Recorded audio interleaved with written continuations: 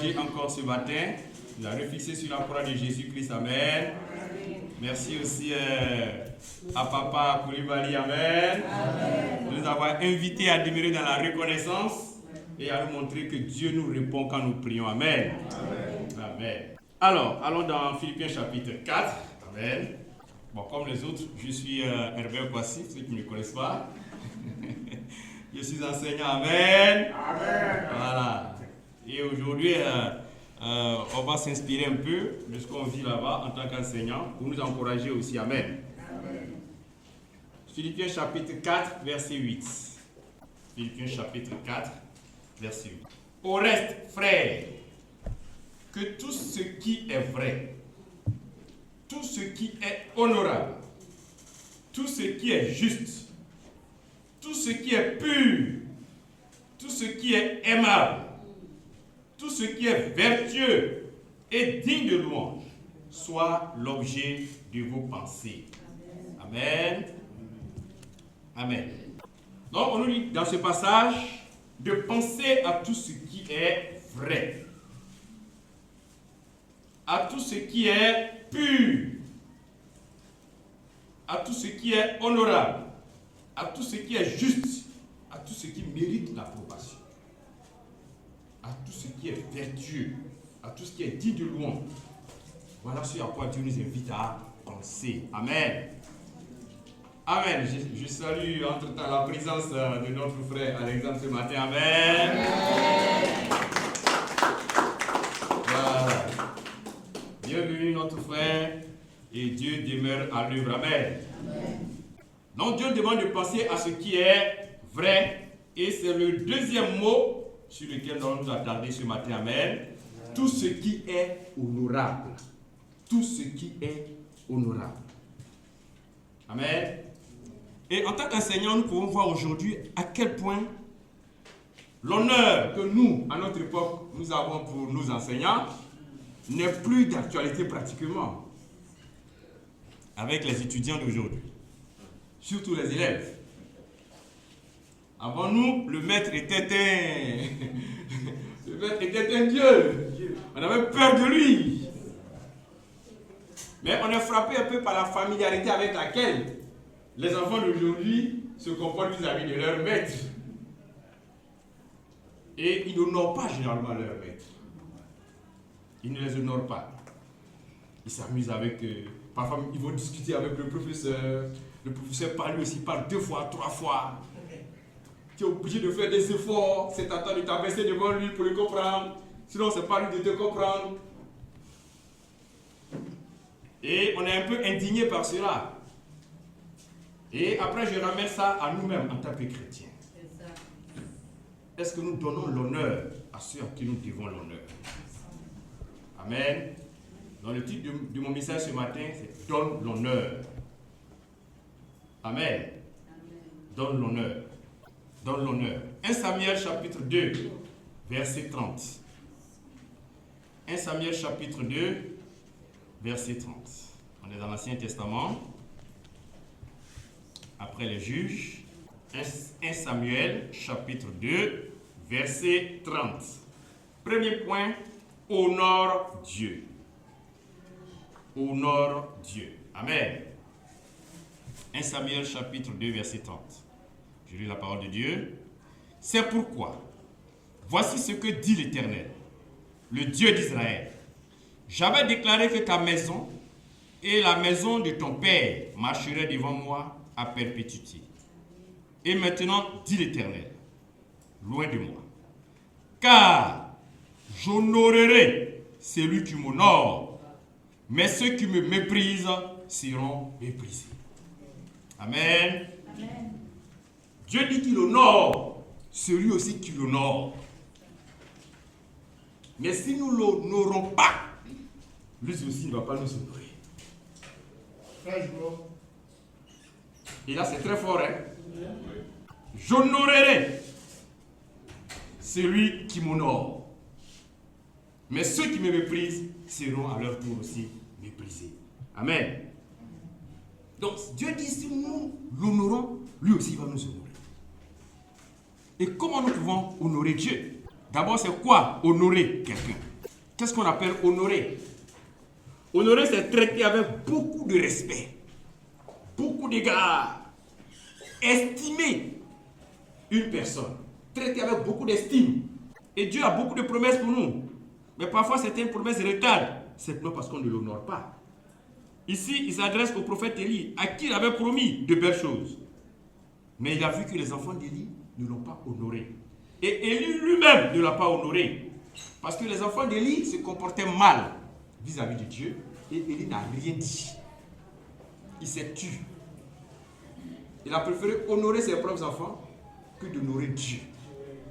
Et Dieu s'est indigné.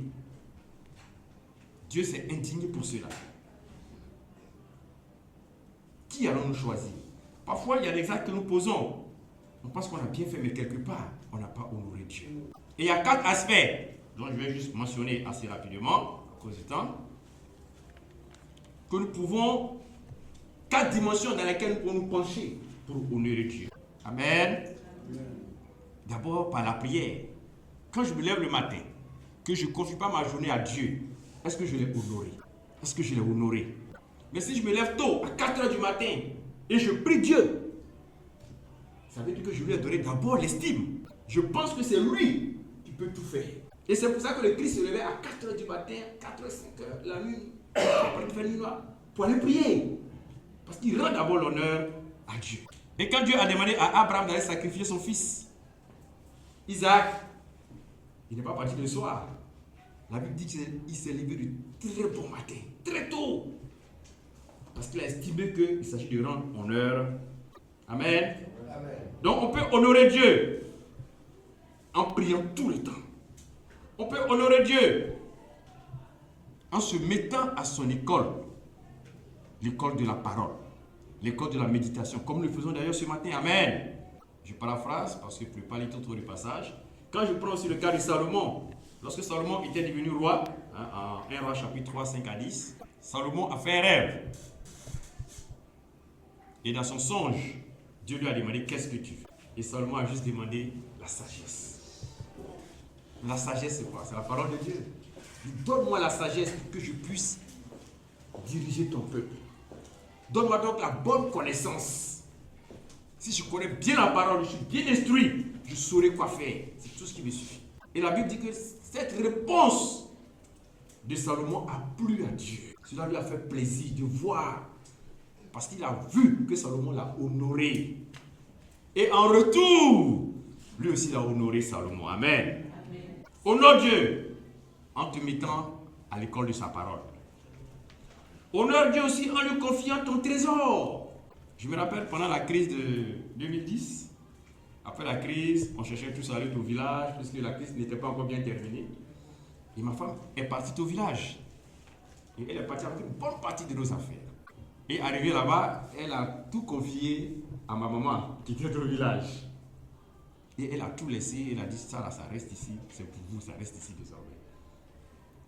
Mais ma maman s'est sentie tellement honorée de voir que tous ces biens-là, elle laisse sa famille, puisqu'elle est de l'Ouest, et c'est chez elle, au centre, elle se va confier tous ses biens, tous ses pains qu'elle avait de la part de ses mamans et autres. Elle a tout laissé là-bas. Et depuis ce jour, en tout cas, ma mère s'est attachée à sa belle-fille. Parce qu'elle s'est sentie honorée. Moi, je peux tout laisser pour venir me confier tout ça. Alors qu'elle a ses propres parents. Amen. Amen. Et quand tu confies ton trésor à quelqu'un, c'est que tu honores cette personne. Quand tu prends ce qui est précieux pour toi et que tu le donnes à Dieu, Dieu se sent honoré. Dieu se sent honoré à travers nos offrandes. Et c'est pour ça d'ailleurs que Jésus a loué cette pauvre veuve qui n'a donné que ses 2 pièces. Parce que c'est tout ce qu'elle avait, c'était son trésor. Tout ce qu'elle avait pour vivre. Et elle a confié son trésor à Dieu. Et ça a touché le cœur de Dieu.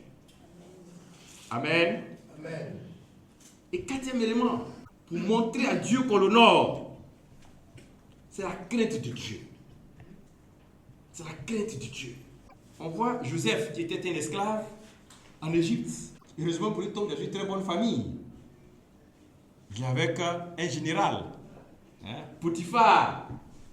Et voilà que la femme de Potiphar le tente, quelqu'un qui était à l'aise, qui avait tout. Et elle lui dit, couche avec moi.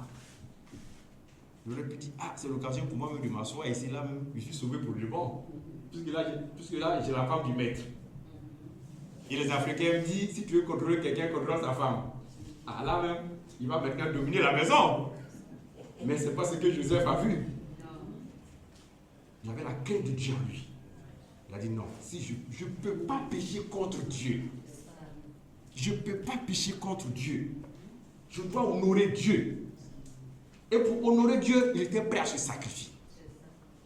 Il a préféré fuir de la maison plutôt que de tomber dans le péché. Amen. Et nous connaissons la suite. Joseph a été élevé au rang de premier ministre, le rang le plus haut dans toute l'Égypte, et auquel aucun Égyptien n'avait accès. Et ce poste n'existait pas avant. Ce poste a été créé pour lui spécialement. Amen. Quand Dieu veut te bénir, Dieu crée. Même ce qui n'existait pas avant, il est capable de le créer. Amen. Amen. Il n'y avait pas de poste de premier ministre en Égypte avant. C'était le roi et puis le peuple directement. Mais Dieu a créé un poste pour l'honorer. Parce que Dieu a dit, voici quelqu'un qui m'a honoré. À cause de moi, il a refusé de commettre le péché. Amen. Amen. Parce que les 4 dimensions dans lesquelles nous pouvons honorer Dieu. Et examinons-nous dans ces 4 points. Amen. Amen. Deuxième point, honore ton père et ta mère. Honore ton père et ta mère. Éphésiens chapitre 6, versets 1 à 2. Pêche. Amen. Éphésiens chapitre 6, versets 1 à 2. Éphésiens chapitre 6, versets 1 à 2. Enfants, obéissez à vos parents selon le Seigneur, car cela est juste. Au verset 2, honore ton père et ta mère. C'est le premier commandement avec une promesse. On peut même continuer un peu. Afin que tu sois heureux et que tu vives longtemps sur la terre. Amen. Amen. Dieu nous demande d'honorer notre père et notre mère. Mais c'est quoi la différence entre honorer et puis obéir? Parce qu'il a d'abord dit, obéissez à vos parents. Mais c'est eux les parents. Car Dieu trouve cela juste. Et après, il complète, honore ton père et ta mère encore.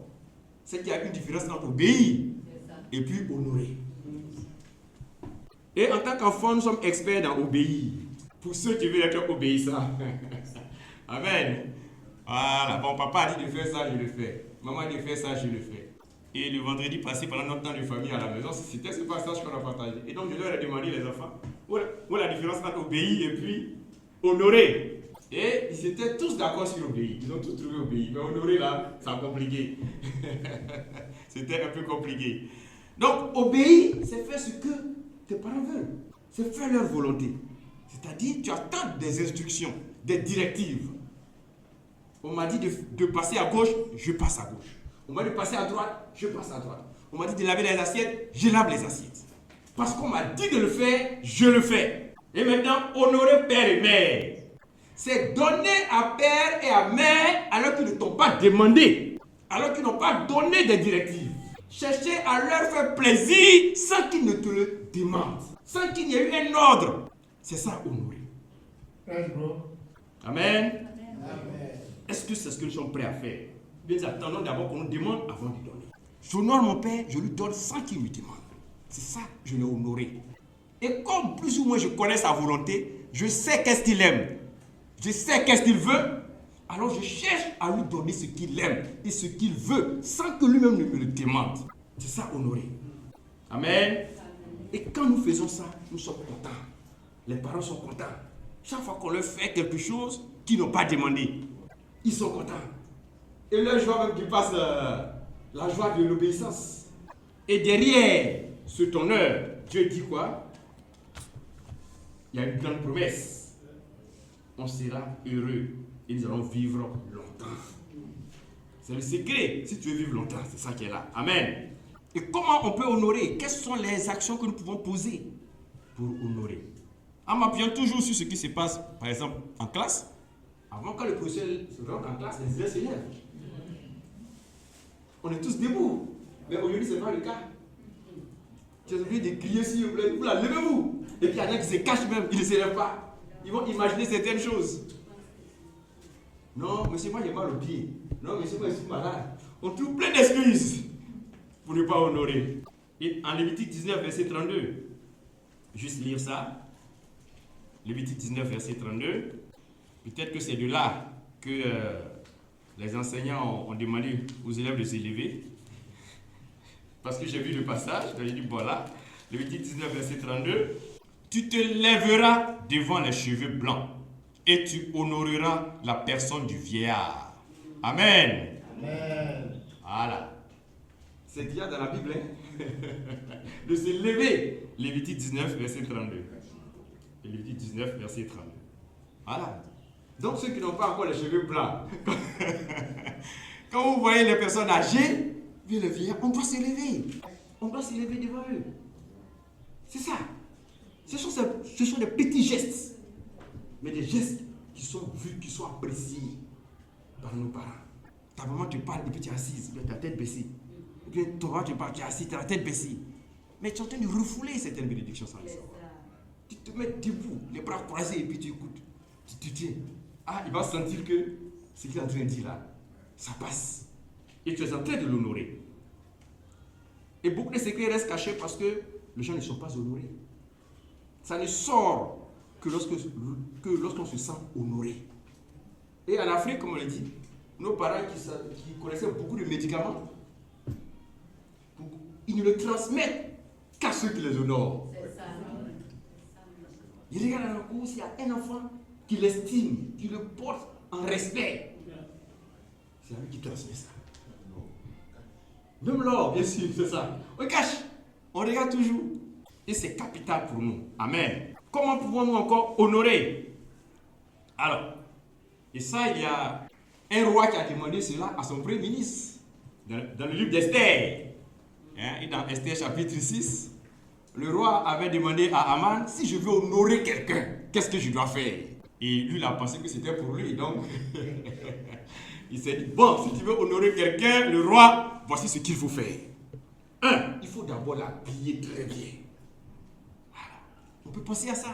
Habiller très bien la personne. Lui offrir des vêtements pour lesquels lui-même là, il n'imaginait pas porter ça.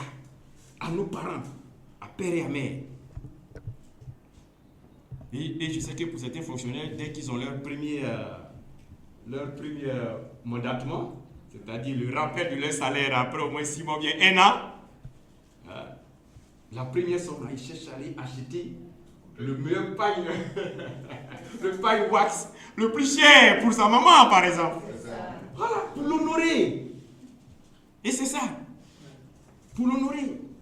Amen.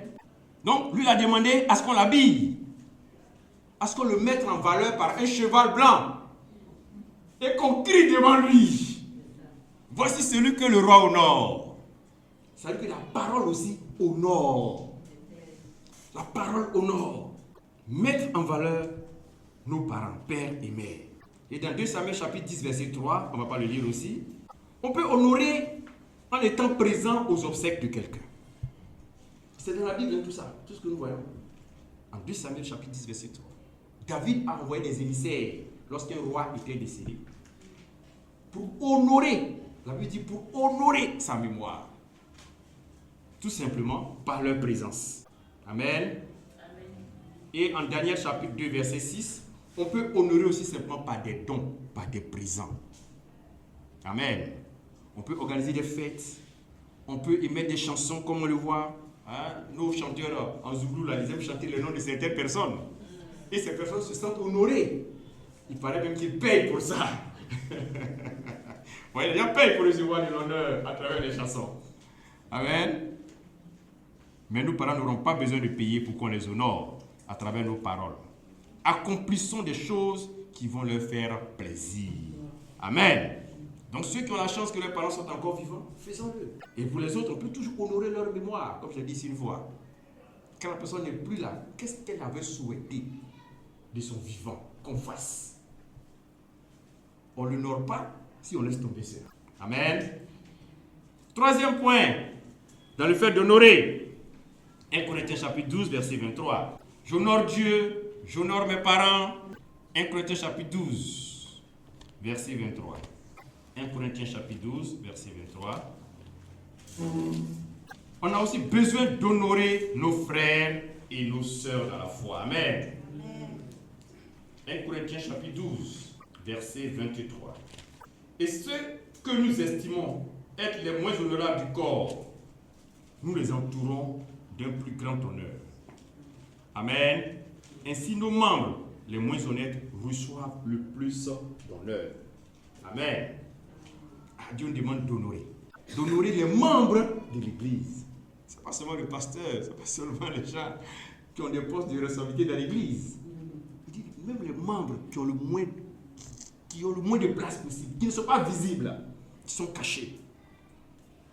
Ils reçoivent aussi les honneurs. Amen. Quatrième point, Romains chapitre 13, verset 7. Romains chapitre 13, verset 7. Romains chapitre 13, verset 7. On a besoin d'honorer aussi les autorités. Amen. Romains chapitre 13, verset 7. Rendez à tous ce qui leur est dû. L'impôt à qui vous devez l'impôt, le tribut à qui vous devez le tribut, la crainte à qui vous devez la crainte, l'honneur à qui vous devez l'honneur. Amen. Ça c'est en parenthèse, les chrétiens doivent payer aussi leur impôt. Amen. Voilà. La crainte à qui vous devez la crainte, vis-à-vis de Dieu, et l'honneur à qui vous devez aussi l'honneur. Juste un peu avant, un peu plus haut, pour ceux qui veulent lire après, vous pouvez prendre à partir du verset 2, où l'apôtre Paul détaille qu'il s'agit en réalité des autorités. Amen. Des autorités. Et nous savons la situation présente que nous vivons.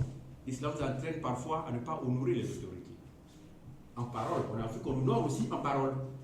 N'est-ce pas? Voilà. Donc, quelle attitude nous avons vis-à-vis des autorités? Parce que Dieu nous demande de les honorer. Dieu demande de les honorer. Et en tant que chrétiens, nous sommes soumis aux autorités. Amen. Pas juste leur obéir, mais les honorer. Parce qu'on est prêt à obéir. Mais est-ce que dans le cœur, est-ce que dans nos gestes, dans nos attitudes, on les honore? Pas du tout évident. Pourtant, c'est Dieu qui a mis les autorités. Et je me suis fixé sur l'exemple de Saül et de David. Saül avait été choisi par Dieu. Et c'est Dieu lui-même qui a dit à Saül, tu n'es plus roi. J'ai choisi quelqu'un d'autre. Mais en attendant, cela a mis combien de temps? Quand Dieu avait décrété que Saül n'était plus roi, ce n'est pas le même jour que Saül a quitté le trône. Et David qui avait été oint pour prendre sa place, n'est pas allé voir Saül pour dire désormais c'est moi le roi, quitte là, je prends ta place. À plusieurs reprises, Dieu a mis entre les mains de David la vie de Saül. À plusieurs reprises. Mais David n'a pas tué. Il a posé cette phrase. Malheur à moi si je touche loin de Dieu. Celui que Dieu avait choisi. Ce n'est pas à moi de toucher. David a attendu. Donc David a rendu honneur à celui qui était là. Jusqu'à ce que Dieu lui-même s'en charge avec d'autres personnes. Quand bien même, Dieu avait déjà décrété. Donc Dieu a son temps. Amen. Amen. Amen, amen. Amen. Honore Dieu. Peu importe. Honore Dieu en honorant ceux que Dieu a mis là. Amen. Amen. Et nous allons finir avec 1 Pierre chapitre 2, verset 17. 1 Pierre chapitre 2, verset 17. 1 Pierre chapitre 2, verset honorez tout le monde. Amen. Amen. Aimez les frères. Amen. Craignez Dieu. Amen. Et honorez le roi. Que Dieu vous bénisse. Amen.